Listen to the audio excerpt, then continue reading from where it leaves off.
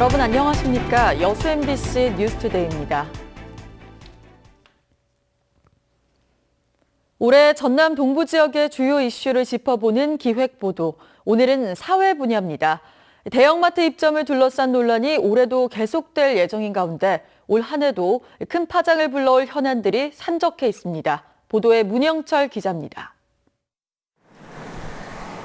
광양읍에 위치한 대형 아울렛입니다.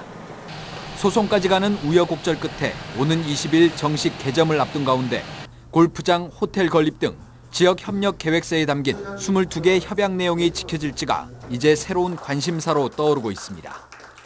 반면 여수 웅천지구에 추진되고 있는 창고형 대형 할인마트 입점은 새로운 논란의 불씨가 되고 있습니다. 여수시장이 지역사회가 반대하면 허가를 내주지 않겠다고 밝혔지만 이마트 측이 입점을 강행할 경우에는 진통이 불가피한 상황입니다. 트레이더스는 기존에 있는 아울렛보다 더 무서운데 거의 1, 2만 명은 일자리를 잃는다는 거죠. 그 가족까지 합하면 굉장하죠. 뇌물 공여 혐의 등으로 김의규 고흥군 의장이 최근 1심에서 실형을 선고받아 의원직 상실 위기에 처한 상황에서 박정채 여수시 의장에 대한 검찰 수사와 재판 결과에도 관심이 쏠리고 있습니다. 이정현 의원의 정치적 입지 약화로 국립보건의대 설립 법안까지 동력을 잃으면서 의대 유치를 위한 전략은 수정이 불가피할 것으로 보입니다. 여기에 순천대 이순희 후보자 총장 임명에 대해 특검 조사가 이루어지고 청와대의 개입 의혹이 사실로 확인될 경우 지역에 미치는 파장은 적지 않을 전망입니다. 대법원에서 2년 넘게 계류되고 있는 한센인 피해 보상 사건과 관련해 법조계에서는 올해 최종 판결이 나올 것으로 예상하고 있습니다. 이와 관련해 한센인 변호인단은 오는 14일 소록도에서 국내외 피해 보상 소송에 대한 보고 대회를 가질 예정입니다. 또 현재 발의된 한센인 특별법 개정안의 국회 통과 여부도 올해 지역의 주요 이슈로 주목받고 있습니다. MBC 뉴스 문형철입니다. 광양시가 올해 노인복지 향상에 대규모 사업비를 투입합니다.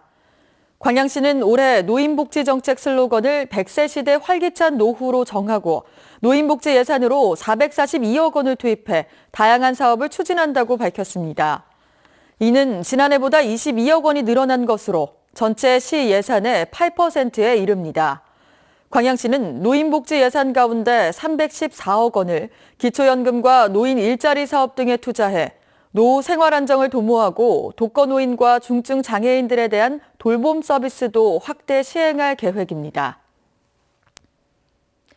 여천농협이 경쟁력 확보를 위해 최근 종합청사를 준공했는데요. 자체 수익 창출은 물론 지역사회와 공생하는 길을 모색할 수 있을지 관심이 모아지고 있습니다. 김종수 기자입니다. 여수시 학동에 준공된 여천농협 종합청사. 기존 건물의 리모델링을 통해 하루 2,000명 넘는 지역민들이 방문하고 있습니다. 접근성 개선과 편의시설 확충으로 또 하나의 지역 복지 공간으로 자리 잡아 벌써부터 호응을 얻고 있습니다.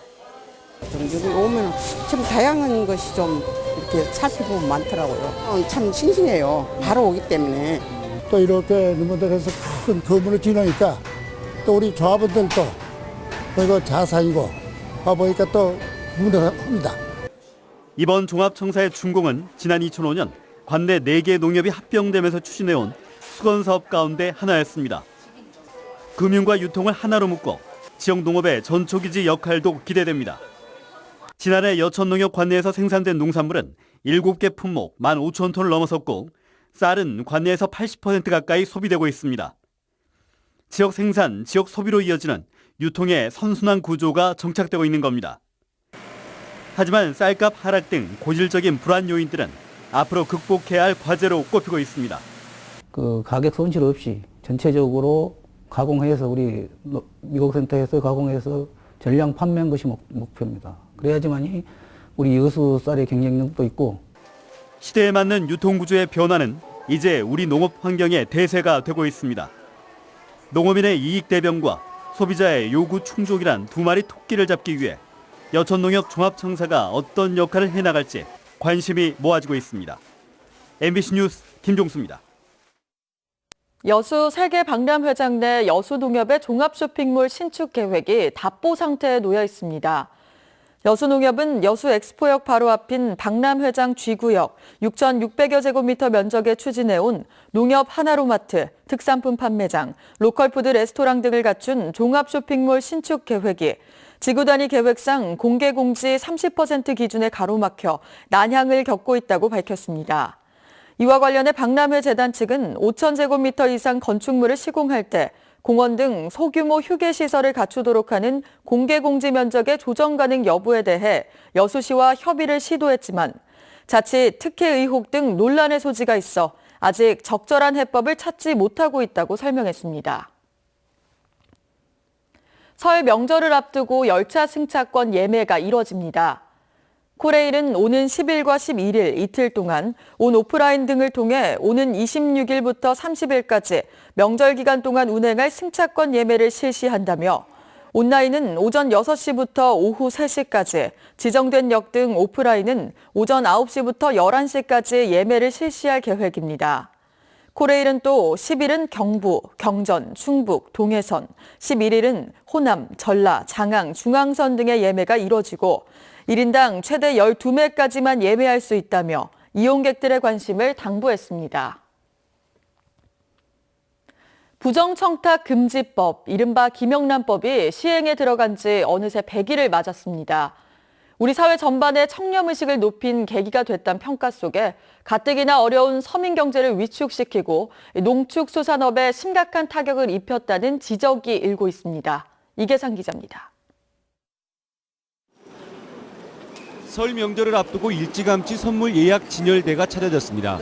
2, 3만 원대의 실속 상품들이 대부분이고 값비싼 상품이라고 하더라도 카드 할인을 통해 5만 원 이하로 책정됐습니다. 올해 설 명절부터 김영란법에 선물 상한의 규정이 적용되다 보니 고가의 선물 세트를 찾아보기 힘들게 된 것입니다. 고객님들의 선택의 폭을 좀 높이고자 5만 원대의 상품들을 좀 많이 준비했고요. 이렇게 전년 대비해서 그 가격대의 상품들을 좀 더 많이 준비를 해놨습니다. 이런 대형 유통업체의 공세에 전통시장 상인들은 가격 경쟁력을 잃고 위축될 수밖에 없습니다. 김영란법 시행으로 화훼 농가와 꽃집들은 직격탄을 맞았습니다. 원예 공판장의 경매 물량은 30% 이상 급감했고 화환이나 화분 소비량은 법 시행 이전과 비교해 반토막이 났습니다. 인사이동 때 전혀 받질 않았고 특히나 이제 선생님들 학기 초 같은 때 이제 그런 게 많이 나갔거든요. 저희 이제 난초 같은 경우는. 근데 그런 부분이 전혀 소비가 안 돼 버렸어요. 그러다 보니까 가격이 하락할 수밖에 없죠. 김영란법은 농축수산업의 기반마저 흔들리게 했습니다. 농촌경제연구원의 농축산물 수요 추정 조사 결과 전남 지역 피해액만 800억 원이 넘을 것으로 예상됐습니다.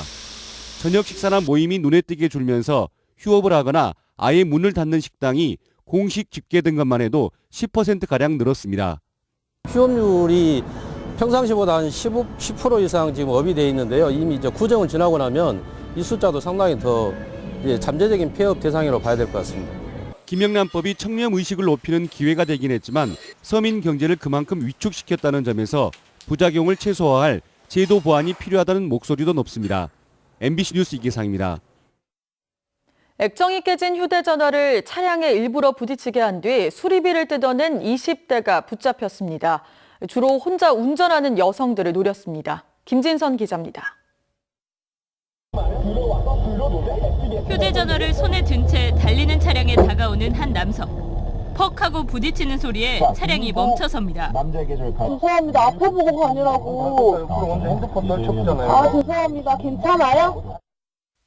정차한 운전자에게 남성은 휴대전화 수리비 40만 원을 요구합니다. 요즘 25살 이모 씨가 지난 1년여 동안 광주와 전남에서 이 같은 수법으로 챙긴 수리비는 2천여만 원. 확인된 피해자만 150명에 이릅니다. 주로 혼자 운전하는 여성을 노려 후사경에 휴대전화를 부딪혀 떨어뜨린 뒤 20만 원 안팎의 수리비를 받아냈습니다.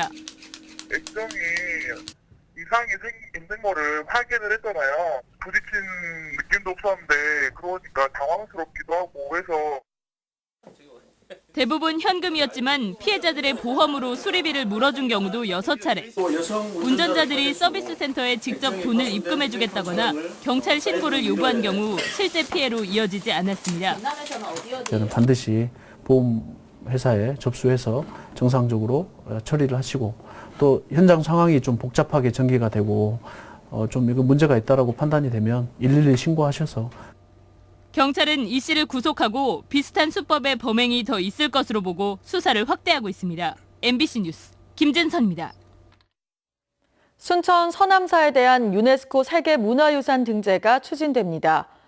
문화재청은 서남사와 해남 대흥사 등 전국 7곳의 전통산사를 대상으로 세계문화유산 등재를 위해 유네스코에 신청서를 제출하기로 하고 올해 하반기 실사심사 후 내년에 열릴 세계유산위원회에서 등재 여부가 결정될 것으로 전망했습니다.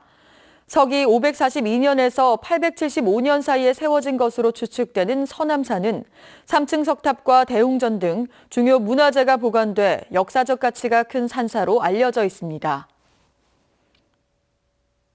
올해 대입 정시 모집 마감 결과 전남대학교의 경쟁률이 지난해보다 소폭 상승한 것으로 나타났습니다. 전남대 광주 캠퍼스의 경우 1,300여 명 모집에 5,100여 명이 지원해 3.77대 1을, 여수 캠퍼스는 320여 명 모집에 1,300여 명이 지원해 4.12대 1의 경쟁률을 보여 전체적으로 지난해 3.18대 1보다 경쟁률이 소폭 상승했습니다. 반면 조선대학교의 경우 1,500여 명 모집에 5,300여 명이 지원해 지난해 3.65대 1보다 낮은 3.41대 1의 경쟁률을, 순천대도 760명 모집에 2천여 명이 지원해 지난해보다 낮은 경쟁률을 보였습니다. 금요일인 오늘 아침 상쾌하게 출발하고 있습니다. 현재 전국에서는 미세먼지 농도가 좋음 수준을 보이고 있고요. 낮 동안에도 대체로 맑은 가운데 온화해서 활동하시기 무난하겠습니다. 지금 대부분 지방이 영상권을 보이고 있는데요. 앞으로 서울 9도, 광주 13도 안팎까지 오르는 등 예년 이맘때 기온을 6, 7도가량 크게 웃돌겠습니다. 새해 첫 주말 동안에는 곳곳에 비가 내릴 텐데요. 내일 밤 남해안을 시작으로 모레에는 영동과 남부지방에 비가 내리겠고요. 서울 등 중서부 지방은 흐리기만 하겠습니다. 이후 다음 주에는 다시 영하권에 강추위가 찾아오겠습니다. 출근길 이 시각 현재 기온 보시면 서울 3도, 대전 4.7도로 어제 아침보다 3, 4도가량 높은 상태인데요. 한낮에는 서울 9도, 전주와 창원 11도로 대부분 10도 안팎까지 오르겠습니다. 다음 주 내내 하늘은 대체로 맑겠고 주 중반에는 서울의 아침 기온이 영하 10도 가까이 뚝 떨어질 전망입니다. 날씨였습니다.